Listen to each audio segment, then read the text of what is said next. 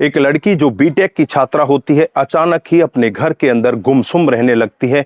अब माँ अपनी बेटी से पूछने लगती है कि बेटी आखिरकार तुम्हारे साथ में हुआ क्या है, तुम किस तरह से गुमसुम रहती हो। उसके बाद पहले तो बेटी कुछ बताती नहीं है, लेकिन माँ जब उसके साथ पूरे प्यार से उस रवैये से बातचीत करती है जिससे बेटी को दुलारा जाता है, तो बेटी टूटती है और अपनी हकीकत जब वो बयां करती है तो हर कोई व्यक्ति उस बेटी की हकीकत को सुनकर दंग रह जाता है। दोस्तों, अगर आप भी पूरा मामला सुनेंगे तो एक बार के लिए आप भी दंग रह सकते हो।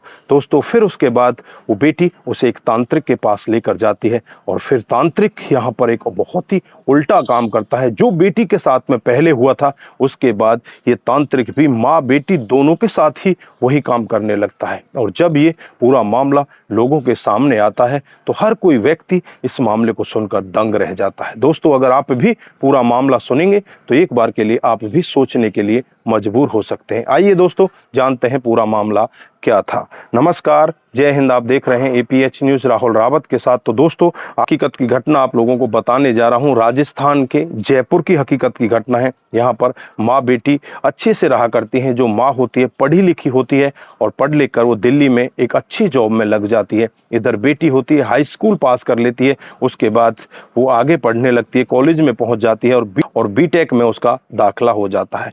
साल 2018 का वाकया होता है जब माँ बेटी दोनों हिम्मत करके नज़दीकी पुलिस स्टेशन में पहुंच जाती हैं और वहां जाकर जो अपबीती बताती हैं उसे पुलिस वाले भी सुनकर एक बार दंग हो जाते हैं। आखिरकार इनके साथ में ऐसा क्यों हुआ था। पुलिस वाले तुरंत ही एक्शन मोड में आते हैं और एक्शन मोड में आने के बाद एक प्रकाश बालनी नाम का तांत्रिक होता है, उसे गिरफ्तार करते हैं। और उसके बाद दो लोग और होते हैं जिसमें एक का नाम दीपक होता है, दूसरे का नाम बिट्टू होता है। इन तीनों लोगों को गिरफ्तार करके इन्हें जेल के अंदर बंद कर दिया जाता है। उसके पीछे की जब पुलिस वाले कहानी सुनते हैं तो कहानी को सुनकर हर कोई व्यक्ति दंग हो जाता है। वो लड़की और माँ बताती हैं कि जब ये लड़की हाई स्कूल में पढ़ा करती थी तो इसे बहुत ही मॉडलिंग का शौक था और मॉडलिंग के लिए ये अपने फोटो तरह तरह के कभी इंस्टाग्राम पर, कभी फेसबुक पर, कभी किसी और अन्य साइट पर अपने फोटो डाला करती थी।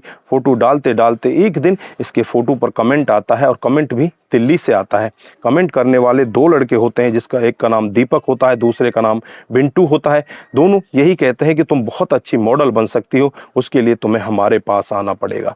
ये लड़की बिना कुछ सोचे समझे उनके पास चली जाती है और वहां जाने के बाद पहली बार में इसके कुछ फोटो शूट किए जाते हैं और उसके बाद कहा जाता है कि जब भी हमें तुम्हारी ज़रूरत होगी हम तुम्हें बुला लेंगे। उसके बाद कुछ दिन के बाद ही इस लड़की को दोबारा बुलाया जाता है और दोबारा जब इसे बुलाया जाता है तो इस तरह से अपने फ्रेम में लिया जाता है कि तुम्हें आगे बढ़ना है तो हमारी बात माननी पड़ेगी। और इस लड़की के साथ ये दोनों गंदा काम कर देते हैं और गंदा काम करने के साथ साथ वो एक वीडियो भी बना लेते हैं और उस वीडियो और उन फोटोग्राफ को इस लड़की को दिखाते हैं और कहते हैं कि अगर तूने किसी को कुछ बताने की कोशिश की तो ये तुम्हारे फोटोग्राफ और जो वीडियो है इन्हें सोशल मीडिया पर वायरल कर दिया जाएगा। लड़की बहुत ज़्यादा सहम जाती है और डर कर अपने घर चुपचाप चली जाती है। उसके बाद जब काफ़ी दिन का समय बीत जाता है तो फिर वो दोबारा दरिंदे उस लड़की को बुलाते हैं और उसके साथ में वही करते हैं। लड़की आने से भी मना करती है तो उसे वही डर दिखाया जाता है कि अगर तूने आने से मना किया तो तेरे फोटोग्राफ्स और वीडियो सोशल मीडिया पर वायरल कर दिए जाएंगे।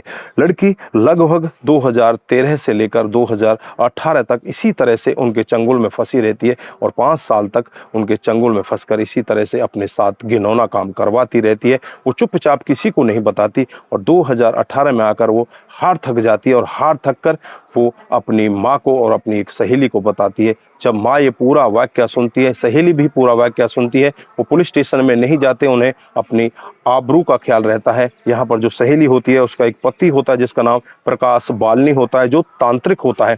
उस तांत्रिक के पास जाया जाता। तांत्रिक कहता है कि मैं एक ऐसा मंत्र फूकूंगा, ये दोनों के दोनों लड़के इस लड़की से सदा सदा के लिए दूर हो जाएंगे। उसके बाद ये तांत्रिक उन लड़कों के पास जाता है, उनसे बातचीत करता है और 7 लाख रुपए में जो वीडियो और फोटोग्राफ्स होते हैं उन्हें खरीद लेता है और खरीद कर उन्हें अपने पास रख लेता है और फिर उससे कहता है कि ये लड़के दोबारा इस लड़की को तंग नहीं करेंगे। उसके बाद समय कुछ ऐसे ही बीतता है और फिर ये तांत्रिक इन फोटोग्राफ्स और इन वीडियो के जरिए इन दोनों माँ बेटियों को ही ब्लैकमेल करने लगता है। अब तक तो बेटी ब्लैकमेल हो रही थी, अब माँ को भी ब्लैकमेल किया जाता है। मामला ऐसे ही लगभग 6-7 महीने तक चलता रहता है। माँ बेटी दोनों के साथ ये तांत्रिक गलत काम करता और इनसे जब भी उसका मन करता पैसे इकट्ठा करता, क्योंकि इनका परिवार बहुत ही धनाढ्य होता है। इनसे उसने अब तक 2.5 करोड़ रुपए की राशि को ऐंठ लिया था और काफ़ी सारे जेवरात और गहने भी इनसे उसने ले लिए थे। इस तरह से अब वो माँ बेटी दोनों बहुत ज़्यादा परेशान हो जाती हैं। परेशान होकर 2018 में नज़दीकी पुलिस स्टेशन में जाती हैं। जो काम हम उनको पहले दिन कर देना चाहिए था, उस काम में वो इतना देरी करती हैं और देरी की वजह से वो इतने सारे जुर्म को सहन करती हैं। वालों को पूरी अपबीती बताती हैं तो पुलिस वाले भी उनकी पूरी कहानी को सुनकर एक बार के लिए दंग हो जाते हैं, एक बार के लिए सोचने के लिए मजबूर हो जाते हैं कि आखिरकार हमारे समाज में किस तरह के लोग घूम रहे हैं। उसके बाद वो तुरंत ही एक्शन मोड में आते हैं। प्रकाश बालिनी को गिरफ्तार कर लिया जाता है। जब प्रकाश बालिनी से बातचीत की जाती है तो प्रकाश बालिनी अपना जुर्म कबूल कर लेता है। उसके बाद बाकी 2 लोगों की तलाश होती है जिन्होंने पहले इस लड़की के साथ में